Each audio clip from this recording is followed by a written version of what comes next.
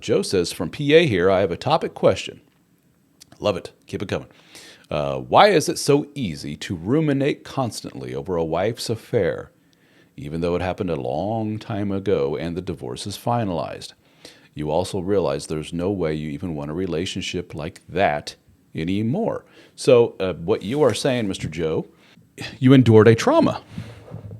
Been there, done that. If you don't know, I went through this. Even the toughest dudes in the world.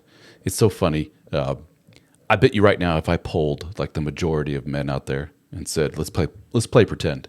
You just found out your wife cheated on you. What are you going to do? A lot of men will puff their chest and pseudo macho bravado things. I'd probably take all their shit and throw it out in the driveway and change the locks on the doors and call the divorce attorney that night and be done with her, move on. And I'd be, banging new chicks the next day, that type of thing, You know what most guys do when the reality hits them? And that really does happen to them. They go to the wife and go, can we work this out? Can we talk about this? Can we not throw away everything, please? I know you just did something really horrible to hurt me and the family and everything else, but can we not work on this? Relationships, romantic relationships in particular, are extremely addictive. I'm no scientist. I've read on the topic quite a bit. A lot of really good books out there on the topic. But basically what happens to your brain is akin to what happens with a drug addict. They get their drug, makes them feel great. Get their drug, makes them feel, eventually it's not such a great feeling, like the honeymoon stage, when you're first dating somebody and it just feels so amazing and you just can't get enough of them. And you think about it when you go to bed at night, and you think about them first thing in the morning, and it's hypersexual and it's very validating and everything else. And woohoo, they're my soulmate. And then that just naturally kind of dissipates with time. And eventually they just become your new normal. You need them, your drug, just to function. That's where a lot of like your narcotics users, they go from intense high to basically, if I don't have this drug, I just feel like I want to die. So I need it in order to feel normal. If I stop taking the drug, I vomit and convulse, and it's not a pretty sight. Well, similar to with the relationships. Everything's, the relationship machine, marriage machine is just running smoothly, and then all of a sudden your partner says, I don't want you anymore, go away, I've picked this person over here. Your drug goes away, the relationship stops, and you go through major withdrawals. You're traumatized. I don't care how tough you are. The irony is also, I don't care what kind of bullshit you're going through in the relationship that is bad at the moment. It could be, you have these people that are like, we grew apart for years, we were just very disconnected, stress and in and out of marriage counseling, and it's obviously the writing was on the wall that we just need to call this quits. And then they discover affair, and instead of saying, saw that coming, is what it is, but no, instead it's like, I feel just as much trauma as if I had just discovered this 10 years ago before the wheels started falling off the relationship. It's still that traumatic to me. So in other words, Joe, give yourself a break. This is, you say it happened a long time ago. You're divorced, you're finalized, and yet you ruminate constantly over this. So rumination is constant spinning thoughts, presumably negative thoughts on whatever. So a lot of people who are very high in anxiety, which I'm going to say, Joe, you may very well be, tend to ruminate constantly on things that really, from an outside observer, we just say, why bother with that, dude? You're just stressing yourself out over nothing. Just stop thinking about it. Yeah, like it's that easy, right? Hey, you don't want to be anxious anymore? Then just don't be. It's not that simple.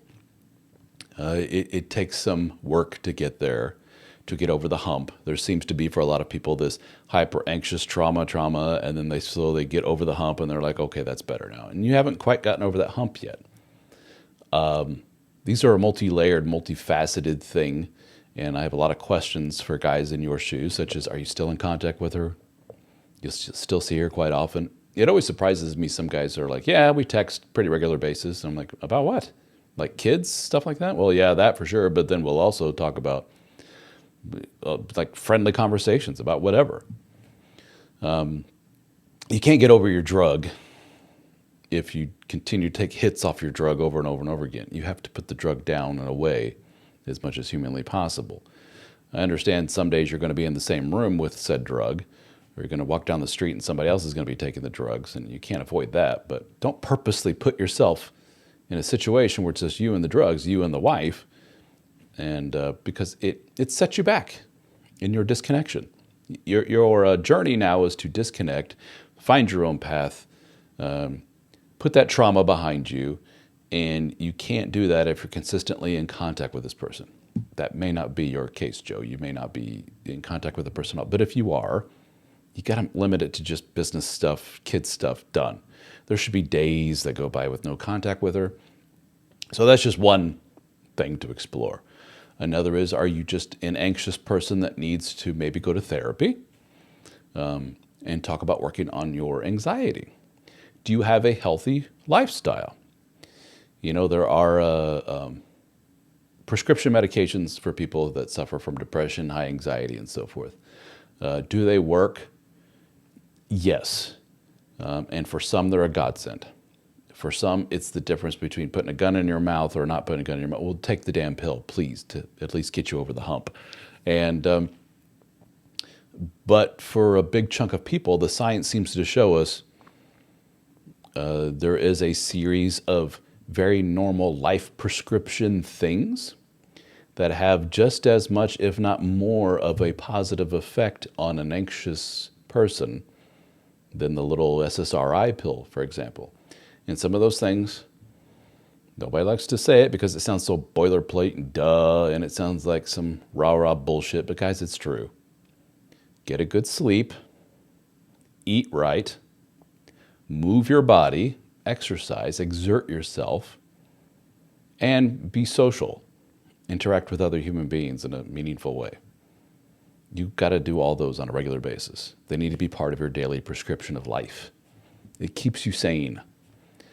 If you're the type that's like, I tend to ruminate a lot, blah, blah, blah. How's your sleep? Well, I can't sleep because I'm ruminating so much. Well, are you smoking? Or, yeah, I'm a chain smoker. Okay, got to stop the smoking. It's not helping anything.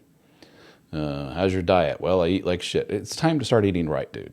You're a grown man. It's time to stop eating the chicken nuggets and everything else and the milkshakes. And do you drink? Yeah, I drink 2 or 3 a night. Well, then don't drink anymore.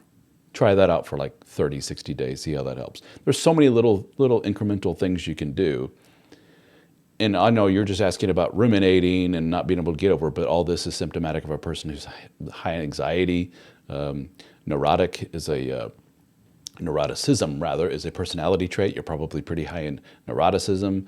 An example I often give for how to illustrate a neurotic person, it's a propensity for negative thought is my favorite, often used description of neuroticism.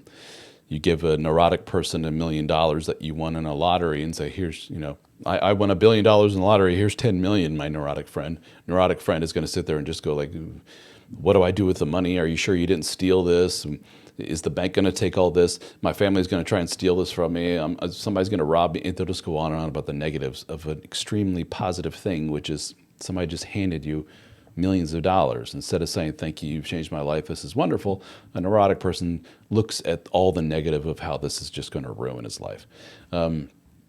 You're probably, if you're like a lot of men that I speak to, kind of high in neuroticism, and that doesn't help you in life. So maybe therapy, your daily life prescription, medication if needed, which I would hesitate and say use that as a last resort. But keep busy doing all this daily prescription stuff. Eventually you get to the point where days go by and you don't think about it. Weeks go by, you don't think about the traumatic thing that you endured. Months go by, years go by, there you are, you finally are over the hump. But there's still a little twinge in there, don't get me wrong, and it will always be there. Such is life, dude. Life is not rainbow and sunshine. There are people in this world who have endured awfulness in their life. They've seen loved ones die in front of them. People that are in war zones and so forth. We're just spoiled in that way. And those people have trauma that they deal with from now till the end of time for the rest of their life. And this is something that you will have to endure. This burden will, hang heavy on you for a while. And then there will be days, weeks, months where it won't. It's just the way it is, man. And Joe says one of the best pills is called exercise. Yeah, absolutely.